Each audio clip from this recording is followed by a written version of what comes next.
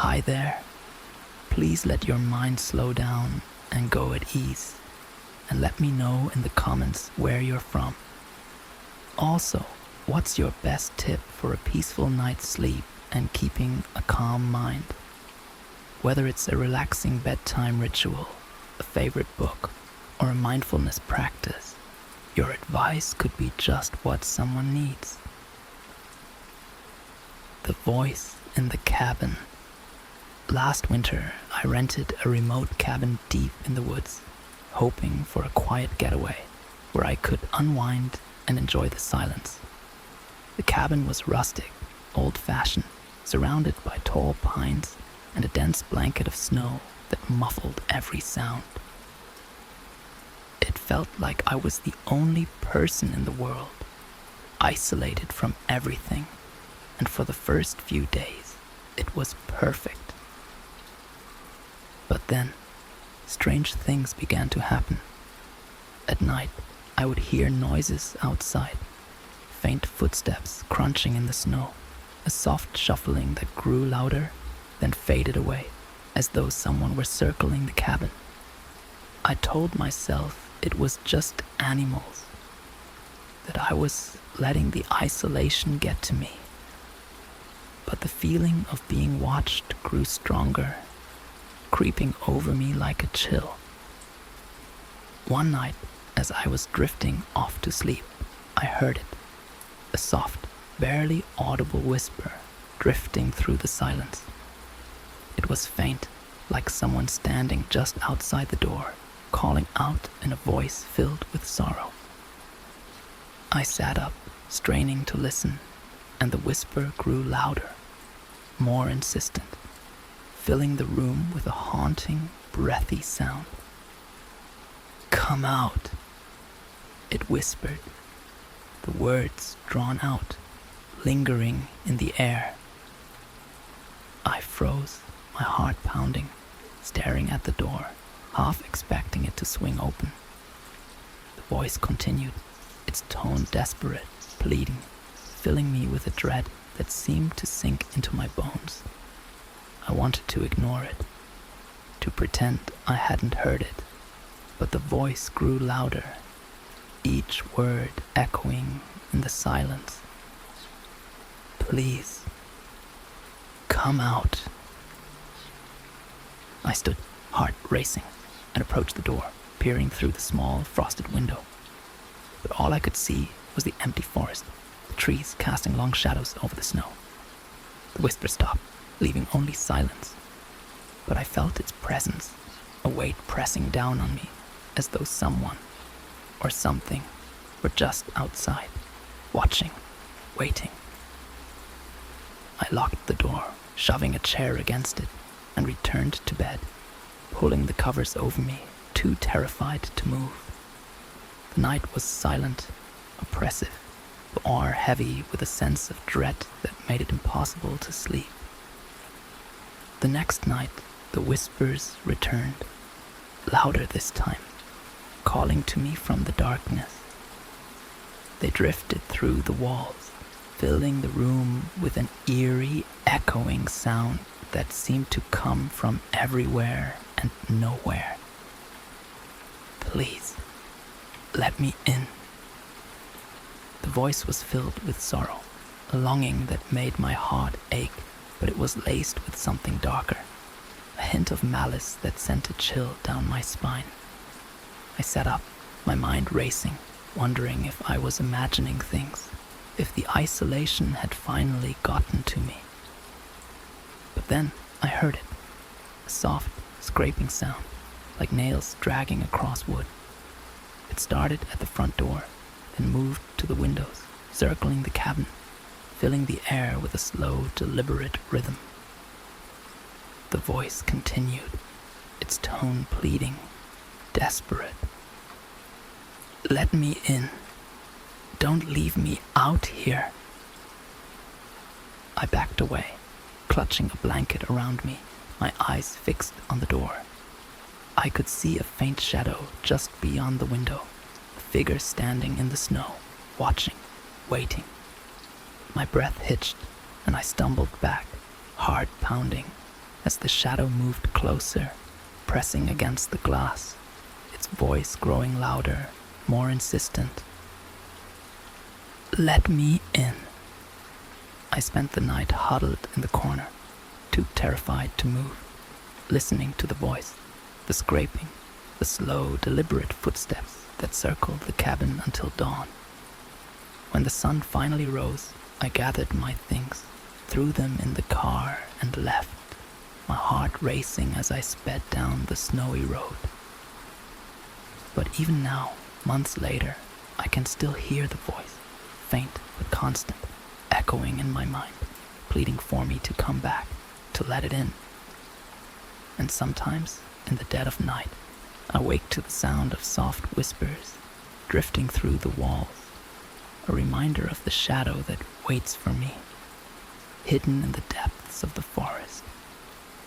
The neighbor's window. When I moved into my new apartment, I was happy to find it had a view of the neighboring building, a beautiful old brownstone with tall windows and ornate balconies. At first, I didn't think much of it. The view was quaint, charming, and I enjoyed watching the daily lives of the residents as they went about their routines. But then, one night, I noticed something strange. There was a woman in the window of the apartment directly across from mine, standing in the shadows, her figure barely visible in the dim light.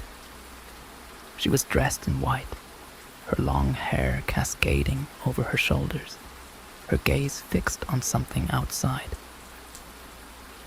I watched her for a few moments, expecting her to move, but she remained still, staring out the window with an intensity that made my skin prickle. I told myself it was nothing, just a late-night reverie. But as the days passed, I noticed her more frequently. She was always there, standing in the same spot, her face obscured by shadows, her gaze unblinking, unmoving. One night, unable to sleep, I found myself drawn to the window again, my eyes searching for her figure in the darkness. She was there, as usual, her silhouette illuminated by the faint glow of a streetlight, her gaze distant, fixed on some invisible point beyond the glass. But then, as I watched, she turned, her face slowly coming into view. Her eyes met mine, piercing, intense, filled with a sorrow so deep it made my chest ache. I stumbled back, startled, my heart racing, but I couldn't look away. She held my gaze, her expression one of sadness, pleading, as though she were trying to convey something urgent. The next night, I watched again, feeling drawn to her, unable to resist. She was there, waiting, her gaze fixed on my window. And this time, she raised a hand, pressing her fingers against the glass, her expression shifting to one of desperation. "Help me," she mouthed, the words barely visible but unmistakable. A chill ran down my spine, and I backed away, closing the curtains, trying to shake off the feeling of dread that had settled over me. But her face lingered in my mind, her desperate plea filling my thoughts, haunting me.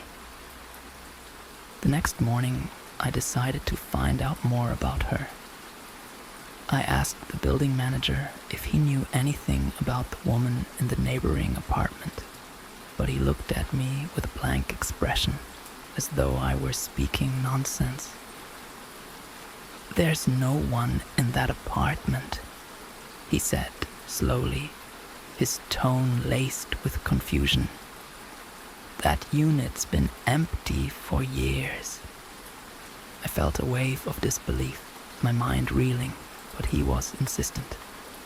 The apartment was vacant, had been for a long time, and there was no record of anyone living there in recent memory. I went back to my apartment, my heart pounding, my mind racing. I couldn't understand it, couldn't make sense of what I'd seen. That night, I couldn't resist. I stood by the window, staring at her apartment, waiting, hoping it had all been a trick of the light, my imagination playing games. But as the hours passed, I saw her again, standing in the window, her face filled with that same sorrow, that same pleading expression. She raised her hand, pressing it against the glass, her eyes locked onto mine, filled with a silent, desperate plea. I felt a chill crawl down my spine, and I backed away, closing the curtains, trying to block out her gaze. I moved out shortly after, unable to bear the feeling of being watched, memory of her sorrowful face haunting me. But sometimes, when I walk past that building, I glance up, half expecting to see her, her figure silhouetted in the window, waiting, watching, her silent plea echoing in my mind. And every now and then, I see her, a faint shadow in the window, her gaze fixed on me, a reminder of the plea I ignored, the woman I left behind in the darkness, the old doll in the closet. When I moved into my new apartment, I didn't expect to find anything unusual. It was a small, modest place, just what I needed to start fresh. But while unpacking, I found something strange. Tucked away in the back of the bedroom closet, hidden behind a stack of dusty shoeboxes, was an old porcelain doll. She had glassy blue eyes, delicate painted features, and a small, ornate dress that looked like it had been carefully hand-sewn long ago. I wasn't fond of dolls, especially one so unsettling, but something about her drew me in. Her eyes seemed to follow me, gleaming in the dim light. I tried to ignore her, placing her back in the closet, but I couldn't shake the feeling of her gaze, as though she were watching me from the shadows. The first night, I heard it, a faint, soft sound like the gentle tapping of tiny fingers against the closet door. I tried to ignore it, burying my head under the pillow, telling myself it was just the house settling, the wind, anything but the doll. But the tapping grew louder, more insistent, filling the room with a rhythmic beat that echoed in the silence. Finally, I got up, my heart pounding as I approached the closet. I opened the door slowly, half expecting to see her standing there, waiting. But she was exactly where I'd left her, her glassy eyes staring straight ahead, her tiny hands resting delicately in her lap. I felt a strange urge to touch her, to pick her up, but a deep sense of dread held me back. I closed the closet door and went back to bed, trying to shake off the unease that clung to me. But that night, I dreamt of her. Dreams filled with soft whispers, echoing through the darkness. A voice pleading, desperate, begging for release. Over the next few days, the tapping continued, growing louder, more deliberate, until it was impossible to ignore. Sometimes I would find her in different positions, her head tilted, her hands reaching out, as though she were moving, shifting, trying to escape the confines of the closet. One night, as I was getting ready for bed, I heard a soft whisper drifting through the silence. It was faint, barely more than a breath, but unmistakable. "Help me." The words sent a chill down my spine, and I stumbled back, my heart racing as I stared at the closet. I felt her presence, a weight pressing down on me, filling the room with a heavy, suffocating dread. I knew deep down that she was trapped, waiting for someone to release her, to listen to her plea. In a moment of desperation, I took the doll and placed her in a box, sealing it shut, hoping it would silence her voice, her presence. I hid the box in the attic, far away from my room, hoping the distance would free me from her haunting gaze. But that night, I heard it again, a faint, muffled whisper drifting down from the attic, filling the air with a sorrowful, pleading sound. Her voice echoed through the silence, calling to me, reminding me that she was still there, waiting, watching, her plea for freedom lingering in the shadows. Even now, I can still hear her sometimes, her voice faint but constant, her whisper echoing in my mind, a reminder of the doll I left behind, trapped in the darkness, the visitor in the graveyard. There's a small, forgotten graveyard just outside my town, hidden behind a dense line of trees. It's the kind of place people avoid, a silent, overgrown patch of land filled with crumbling headstones and leaning statues. They say it's haunted, that spirits linger there, unable to find peace. I'd always been drawn to it, captivated by the stories, the sense of mystery that surrounded it. One autumn evening, just as the sun was setting, I decided to visit. The graveyard was bathed in a soft, golden light, the shadows stretching long and thin, casting eerie patterns over the graves.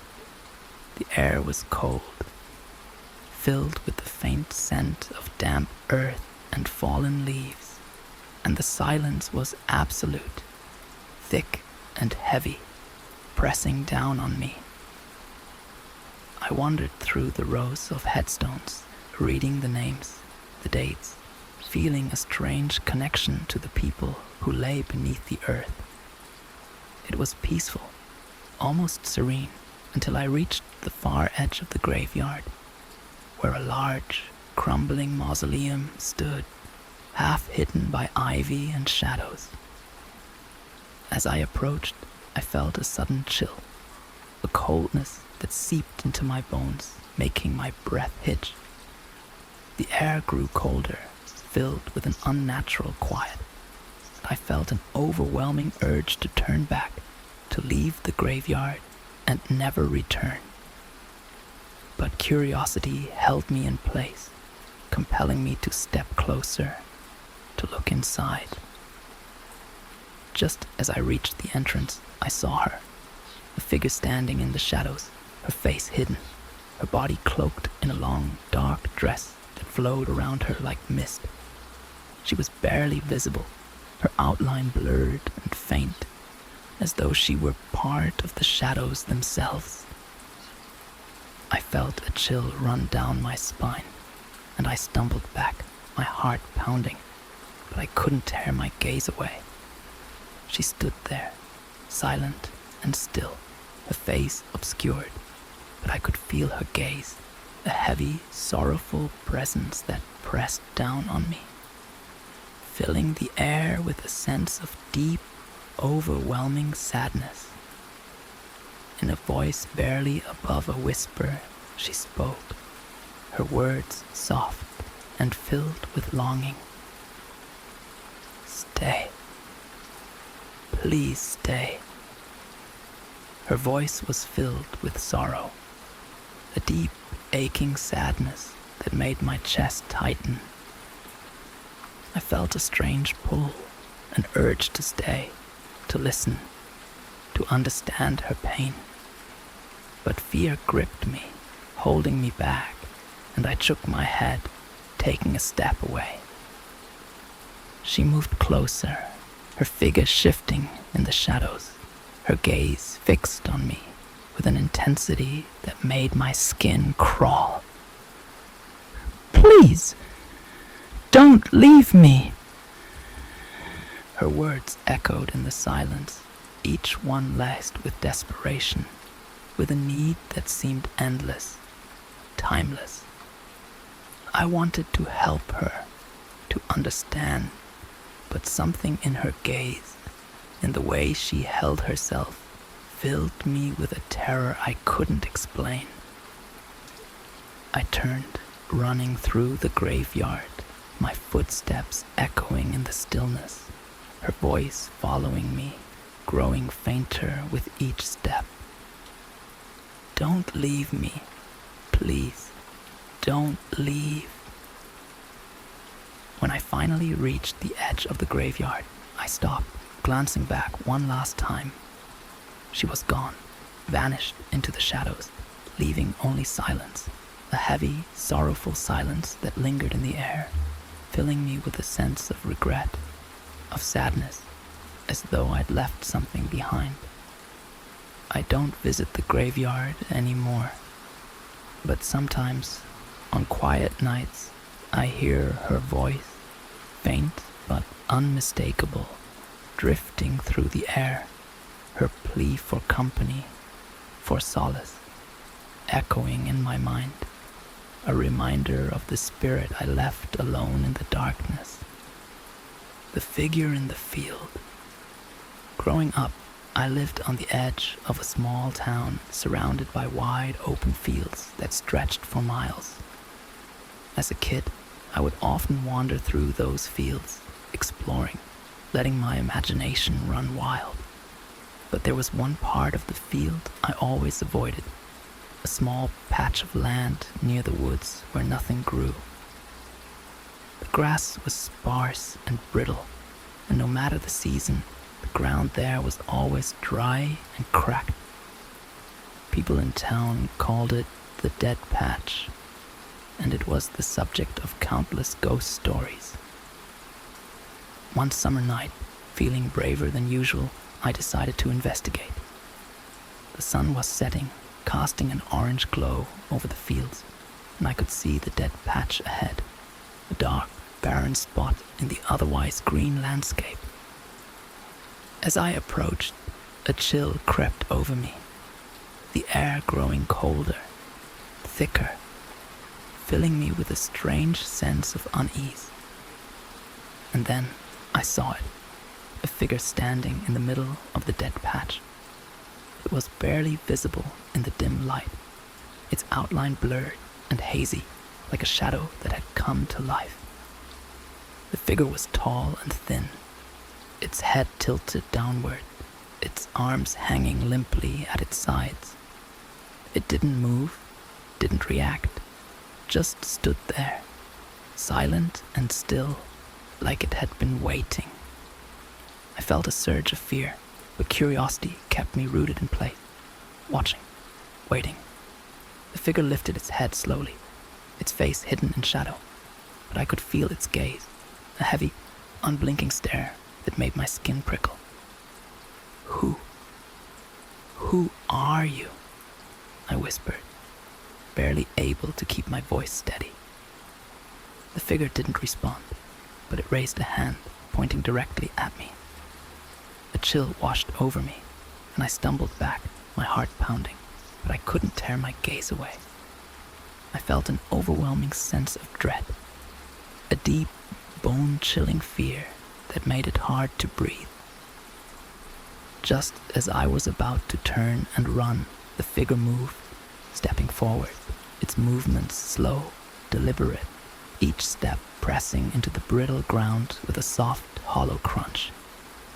I backed away, my mind racing, every instinct screaming at me to flee, but I was paralyzed, held in place by its gaze. Then, in a voice barely more than a whisper, the figure spoke.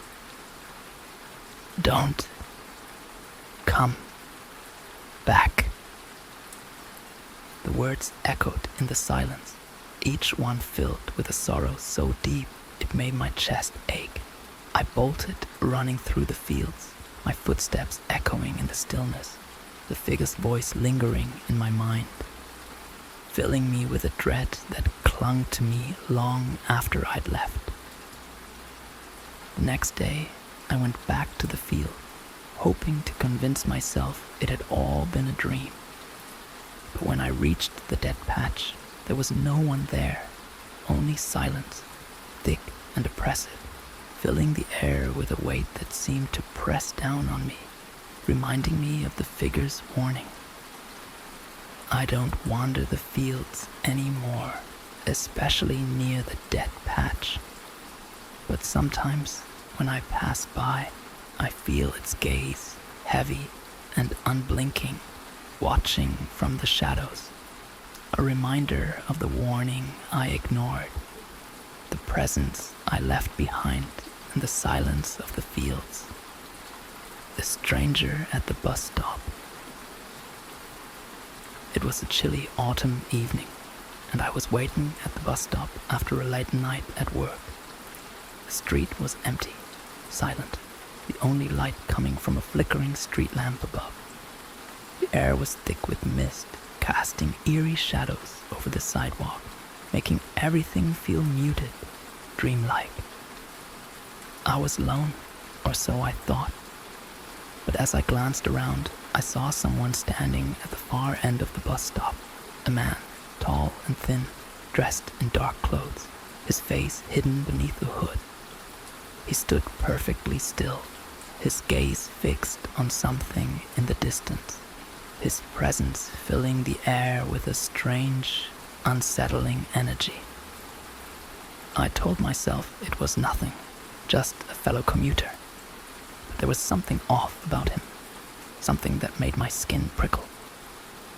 He didn't move, didn't react, just stood there, silent and still, as though he were waiting for something or someone.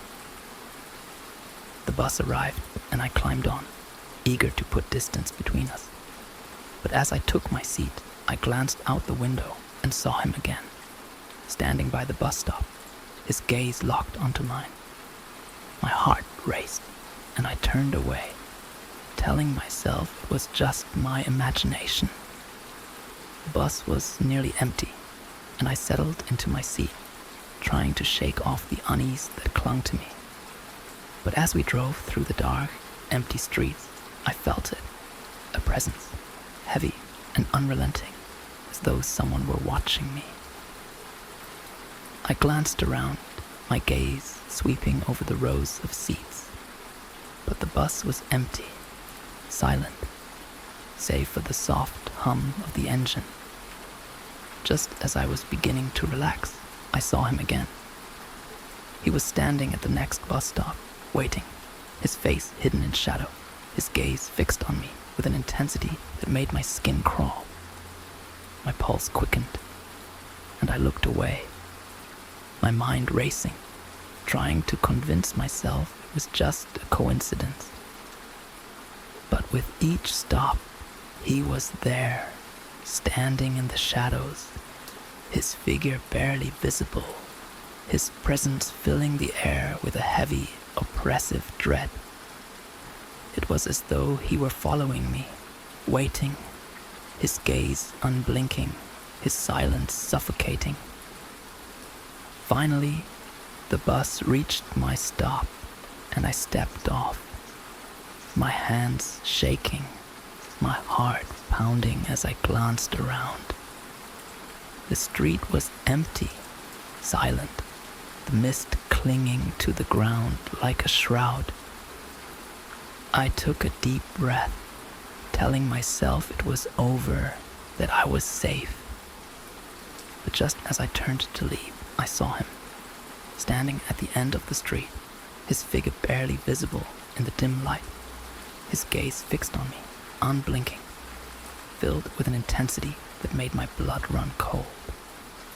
Who are you? I called out, my voice trembling.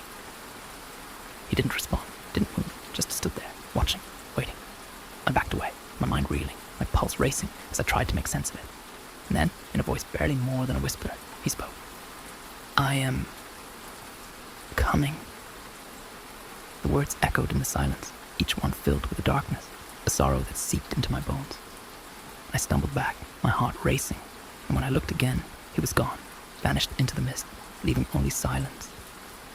Since that night, I haven't taken the bus after dark, but sometimes, when I'm walking alone, I feel his presence, a weight pressing down on me, reminding me of his words, his gaze, his silent, relentless pursuit.